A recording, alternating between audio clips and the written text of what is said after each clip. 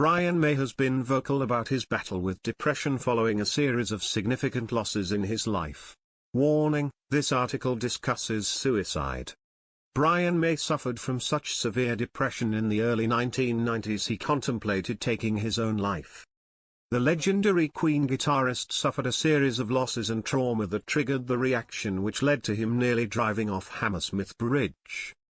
It began with the death of his father at the age of 66 in 1991, swiftly followed by bandmate Freddie Mercury's death at the age of 45 on November 24 that same year. This also coincided with the breakdown of his first marriage and he struggled to cope. It's like you're paralyzed. I found I couldn't see color. There was no color in the world, literally. Even music didn't get to me in the worst moments. Depression would clamp down like a fog. Black fog. My father died, and everything happened at once. I lost one of my closest friends, I lost the band, which was like a family, I lost my marriage. Brian separated from his first wife Christine Mullen in 1988. All in the same year.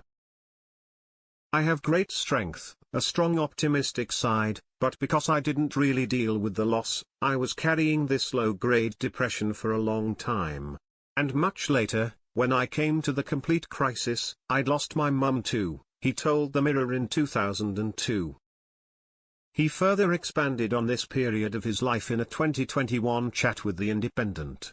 I was mostly very, very depressed and despondent, losing too much at one time. Losing Freddie, apparently losing the group, losing my marriage, apparently losing my children, losing my dad. It was a big catalogue of loss. The stuff with my kids was the worst, feeling that I was losing them. Divorces normally get very messy and very resentful, and a lot of times I was fighting to be able to see my kids. That to me was a club I didn't want to be in and I couldn't handle it. Something really caved in my brain. I'd never sought professional help. I just wallowed around in it and tried to solve it in my own ways. I ended up nearly driving off Hammersmith Bridge a lot of times. I couldn't cope, he said. Brian eventually sought professional help at the Cottonwood Clinic in Arizona. That's when I actually did find out what depression was and I discovered that there was a way of treating it, he has said. It was fundamentally an addiction clinic, but depression is treated as a kind of addictive behavior there. I spent some weeks with a number of addicts, many of whom became lifelong friends. It changed my life. It also reignited his love of astronomy after he had abandoned his astrophysics PhD in 1972 as Queen began to find success. I suppose I would call myself a spiritual person in a sense, but I don't really subscribe to any of the formal religions.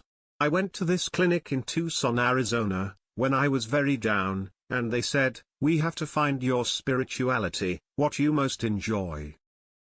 At the time, I couldn't think of anything I enjoyed. I was just in a very black place. And then eventually I figured out, because of the beautiful skies there, that one of my greatest joys was just looking at the stars. So I feel anchored to the universe in some way. It's quite a powerful force in my life, he told Astronomy magazine in 2012. I would look up at the stars and see Orion and the winter Milky Way and call them the brave stars because there seemed to be such strength up there that I could hook onto.